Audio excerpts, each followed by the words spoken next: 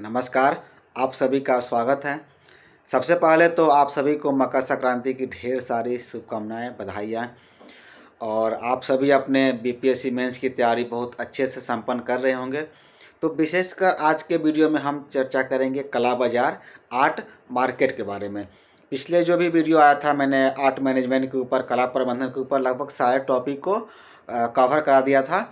बस यही एक टॉपिक रह गया था जिसको हम आज के क्लास में चर्चा करने वाले हैं। तो चलिए बिना देर किए हम क्लास को स्टार्ट करते हैं। जिसे नाम से स्पष्ट है, कला बाज़ार यानी कि आर्ट मार्केट। तो बाज़ार से सेंस आपको क्या लगता है कि कैसा जगह जहाँ पर हम कोई चीज़ खरीद सकते हैं, बेच सकते हैं। तो सेम इसका भी कंसेप्ट वही है। जैसे हम बात करते हैं कला बाज़ार, तो आर्ट मार्केट का मतलब वही हुआ, सेंस वही हुआ कि ऐसा बाज़ार जहाँ पर कलाकृतियों की खरीद और बिक्री की जाती हो। एक होता है नॉर्मल बाज़ार, नॉर्मल मार्केट, जहाँ पर हम अपने दैनिक उपयोग में यूज की जाने वाली वस्तुएं खरीदते हैं। लेकिन जैसे कि जब हम बाज़ार की बात करेंगे, आर्ट मार्केट की बात करेंगे, तो एक ऐसा बाज़ार जहाँ पर हम कोई भी कलाकृति या कोई भी पेंटिंग की हम खरीद और बिक्री कर सकते हैं। ठीक है, जिसे हम लोग कला बाज़ार के सेंस में यानी कि आर्ट मार्केट के सेंस में रखते हैं। आज के परिदृश्य की हम बात करें, यानी कि आज का जो समय है, जैसे कि हमारा बाज़ार क्या है, चेंज हो चुका है। जैसे कि आप सभी को पता होगा कि आप कोई भी चीज़ खरीदने के लिए आपको अब बाज़ार जाने की आवश्यकता नहीं है। आप ऑनलाइन ऑर्डर कर सकते हैं, आपके साथ घर पर जो है वो चीज़ें पहुंच जाती है। ठीक उसी प्रकार जो है आर्ट मार्केट भी जो है ऑनलाइन एवं ऑफलाइन दोनों माध्यम में हो चुका है। दोनों माध्यम से आप कलाकृतियों की खरीद बिक्री कर सकते हैं। वह कलाकृतियाँ जो है कुछ भी हो सकती है। जब भी हम कला की बात करते हैं तो मैक्सिमम लोगों के मन में यह विचार आता है कि कलाकृति यानी कि पेंटिंग। तो ऐसा नहीं, जब भी हम कलाकृति की बात करेंगे, कला की बात करेंगे, तो जितनी भी कलाएं हैं, चाहे वो काव्य कला हो, साहित्य कला हो, चित्रकला हो, मूर्ति कला हो, ये सारे कलाएं इसके अंतर्गत आ जाती है। और जैसे कि ये बाजार है, तो बाजार का नियम क्या होता है? बाजार का नियम आप सभी को पता होगा। जो भी वस्तु है मार्केट में बहुत कम मात्रा में उपलब्ध होती है और उसके खरीदने वाले की संख्या यदि ज़्यादा हो जाए तो क्या होता है, उस पार्टिकुलर वस्तु के दाम में बढ़ोतरी हो जाती है। और वही वस्तु यदि बहुत ज़्यादा मात्रा में बाज़ार में उपलब्ध हो और ख़रीदने वालों की संख्या बहुत कम हो तो क्या होती है, वह वस्तु जो है सस्ती हो जाती है। यह एक मार्केट का एक कह सकते हैं कि बेसिक रूल होता है, बेसिक कॉम्बिनेशन होता है, कह सकते हैं इसे। तो उसी प्रकार जो है हमारे कला में भी होता है। चित्रकला बाजार में भी हमें सेम चीज़ दिखाई देता है। जब तक कलाकार जो है, कोई भी आर्टिस्ट हो, कोई भी कलाकार हो, जब तक वो जीवित रहता है या जब तक उसके द्वारा कलाकृतियों का निर्माण लगातार किया जाता है, तब तक हम देखते हैं कि उस कलाकार की कलाकृति को उतनी तवज्जो नहीं मिलती है जितनी कि उसके मरने के उपरांत तवज्जो दी जाती है। चूँकि आपका टॉपिक जो था कला प्रबंधन आर्ट मैनेजमेंट, इसके अंतर्गत हम कला बाज़ार की चर्चा कर रहे हैं। तो इस वीडियो में जो है हम विशेष रूप से चित्रकला बाज़ार यानी कि पेंटिंग मार्केट के रूप में चर्चा करेंगे। उदाहरण के लिए जो है सबसे पहले हम एक चित्र लेते हैं जो कि आपके अभी स्क्रीन पर भी दिख रहा होगा। वह चित्र है विंसेंट वान गॉग के द्वारा निर्मित, जिसका शीर्षक है सूरजमुखी के फूल। यदि हम इसके बारे में चर्चा करते हैं तो इस चित्र का निर्माण जो है 1889 में वान गॉग ने इस चित्र का निर्माण किया था। और निर्माण के दरमियान उन्होंने कहा था कि यह चित्र जो है 25 पाउंड में भी नहीं बिक सकती है। यदि हम वर्तमान की बात करें तो 1 पाउंड की कीमत वर्तमान में लगभग इंडियन 100 रुपीज़ के बराबर हो रहा है। तो वान गॉग जो है उस समय परिकल्पना कर रहे थे, जब ये चित्र का निर्माण किए 1889 में, तो उन्होंने कहा कि ये चित्र जो मैंने बनाया है यदि 25 पाउंड में बिक जाती है तो मेरे लिए एक कह सकते हैं कि बड़ी बात होगी। शायद वान गॉग ने कभी सपने में भी या दुख सपन में भी नहीं सोचा होगा कि उस दिन के बाद लगभग 100 साल के उपरांत 30 मार्च 1987 के दिन लंदन में क्रिस्टीज की नीलामी में जो उन्होंने सूरजमुखी श्रृंखला की पेंटिंग बनाई थी, उस पेंटिंग को 2.5 करोड़ पाउंड में बेचा गया और यह दुनिया में एक नया रिकॉर्ड कायम की। तो कह सकते हैं कि जो चित्र जो था कभी 25 पाउंड में बेचने की वो सोच रहे थे विंसेंट वान गॉग, उसके 100 साल बाद वही चित्र जो है 30 मार्च 1987 को लंदन के क्रिस्टीज की नीलामी जो होती है उसमें यह चित्र 2.5 करोड़ पाउंड में बिकती है और एक नया रिकॉर्ड कायम करती है। उन दिनों जो है पश्चिम में जो है कला की दुनिया में होने वाली नीलामियों में तस्वीरों की नीलामी क्या करे कुछ इस तरह से गिनाए जाते थे, यानी कि उस समय जो था जो क्रिस्टीज की जो नीलामी में चित्रों की बिक्री होने लगी उसके जो नंबर होते हैं कितने मात्रा में बिकेंगे इस तरह से गिनाए जाते थे, जैसे कोई क्रिकेटर के जीवन के रनों और रिकॉर्डों की चर्चा होती है। जिसे कहते हैं ना कि अमुक क्रिकेटर ने इतना रन बना दिया, इतने इतने इतने गेम में इतना रन बनाया। ठीक उसी प्रकार से जो है उस समय पश्चिम में जो है कला का एक कह सकते हैं कि एक दौर चल चुका था। जितने पुराने कलाकार थे उनकी कलाकृतियों को बहुत ही महंगे दामों में बेचा जाने लगा। और जो सूरजमुखी का जो चित्र की मैंने अभी चर्चा किया, इस जब उस चित्र को बेचा गया तो इसकी कीमत जो थे जो इसकी इतनी ज़्यादा कीमत थी तो वो सभी लोगों को एक आतंकित कर दिया। और उसके अगले दिन जो है जो उनका ये पेंटिंग का सीरीज था जिस गैलरी में लगा हुआ था, जिस कला दीर्घा में इसका डिस्प्ले हुआ था, उस चित्र के सामने लोगों की भीड़ बढ़ गई और तरह तरह के अनुमान लगाए जाने लगे कि बाकी चित्रों की कीमत क्या होगी, क्योंकि सूरजमुखी श्रृंखला में उन्होंने कई चित्रों का निर्माण किया था। एक चित्र जो है हमारा 2.5 करोड़ पाउंड में बिका, तो बाकी चित्र जो बचे हुए थे जो उस म्यूजियम में लगे हुए थे उस चित्र के बाहर कहते हैं कि लोगों की भीड़ बढ़ गई कि जब एक चित्र इतना महंगा बिक सकता है तो बाकी चित्र की कीमत और क्या होगी।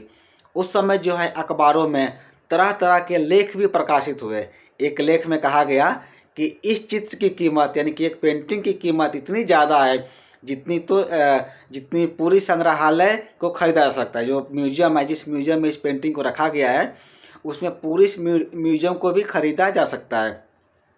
एक ने तो दिलचस्प आंकड़े दिए, उन्होंने कहा कि इतनी कीमत में तो ब्रिटेन में 15,000 एकड़ ज़मीन खरीद कर उस पर अनगिनत सूरजमुखी के फूल उगाए जा सकते हैं।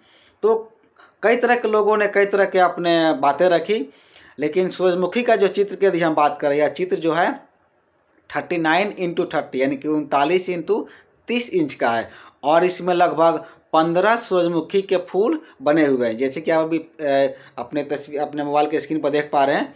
तो इस तरह हम कह सकते हैं कि एक फूल की कीमत जो है लगभग 1,06,50,000 पाउंड के अप्रोक्स होती है, क्योंकि इसमें 15 चित्र बने हुए हैं।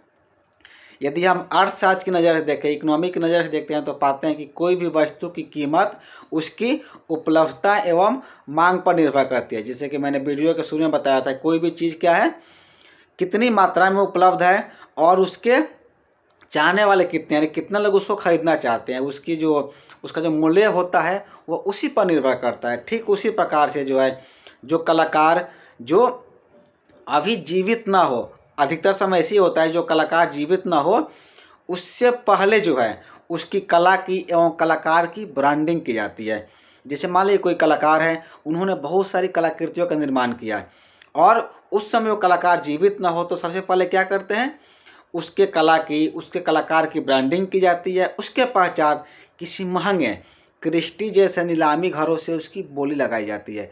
क्रिस्टी क्या है, क्रिस्टी एक नीलामी घर है जहाँ पर चित्रों को बेचा जाता है, यानी पेंटिंगों की खरीद बिक्री की जाती है।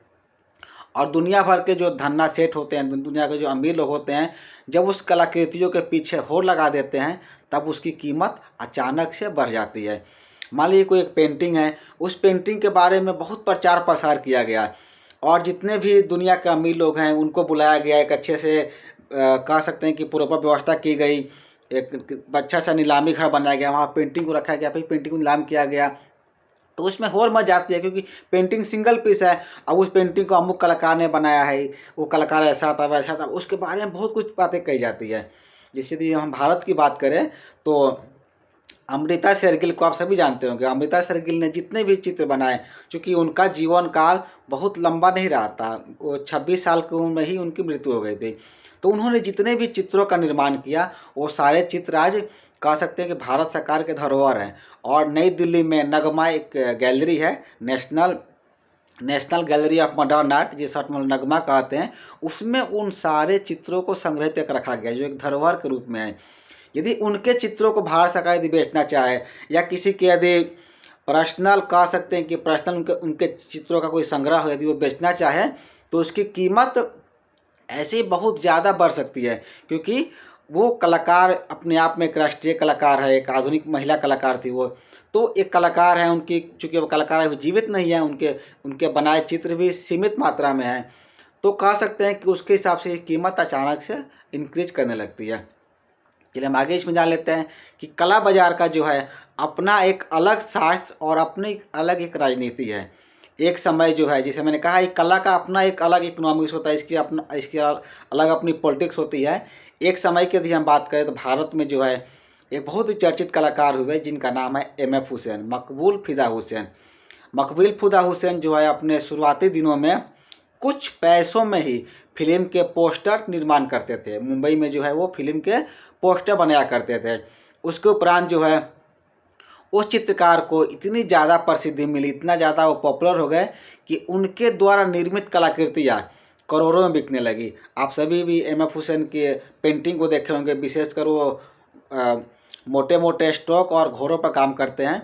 तो उनके द्वारा जो भी कलाकृतियाँ यदि आप मार्केट में पता करने जाएंगे तो करोड़ों में उनकी पेंटिंग आज के समय में बिक रही है।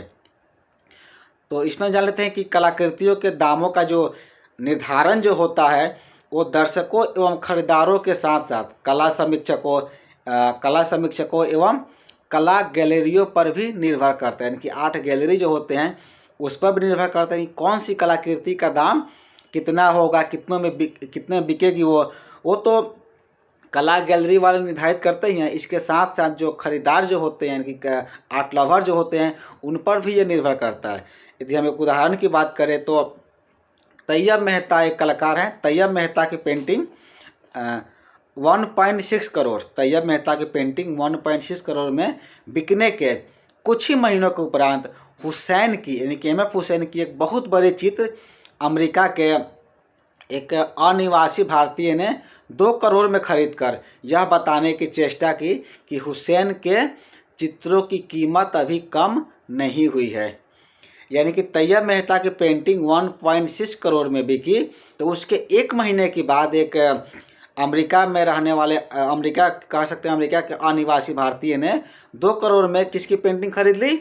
M.F. हुसैन की पेंटिंग खरीद ली, यह बताने के लिए कि M.F. हुसैन सबसे सर्वश्रेष्ठ कलाकार है, यानी कि उनकी कीमत अभी कम नहीं है।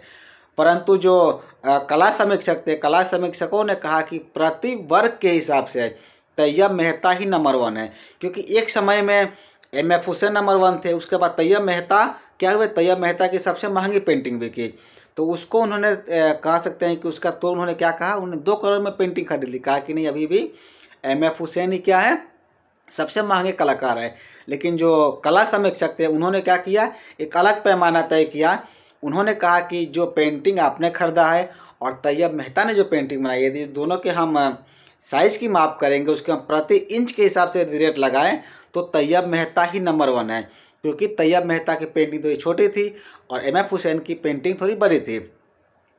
उसी तरह 2004 में जो है मुंबई की एक नीलामी में रजा की पेंटिंग 68 लाख में बेच करके प्रति इंच के हिसाब से उन्हें भारत का सबसे महान कलाकार साबित करने की भी कोशिश की गई। उसके कह सकते हैं कि 2004 में जो है एक आर्टिस्ट हैं रजा, उनकी पेंटिंग 68 लाख में बेची गई और प्रति वर्ग इंच के हिसाब से क्या कहा गया कि ये भारत के सबसे महंगे कलाकार हैं। लेकिन इसे जो है कला के अनेक जानकार प्रति वर्ग इंच के हिसाब को सही नहीं मानते हैं, क्योंकि उनका मानना है कि एक मिनिएचर जो है एक विशाल म्यूरल से भी महान और महंगा हो सकता है। देखिए इसे और हम आसानी से आपको समझाते हैं। सपोज मेरे पास, जैसे कि मेरे पास एक क्या है, एक कॉपी है, ठीक है। जैसे मेरे पास एक साइज कॉपी है, तो मैंने इस पर पेंटिंग बनाया, ठीक है ना। तब ये पेंटिंग, मान लीजिए कि मैंने इतने इस साइज का एक पेंटिंग बनाया और इस पेंटिंग को किसी ने 70 लाख में खरीद लिया, ठीक है।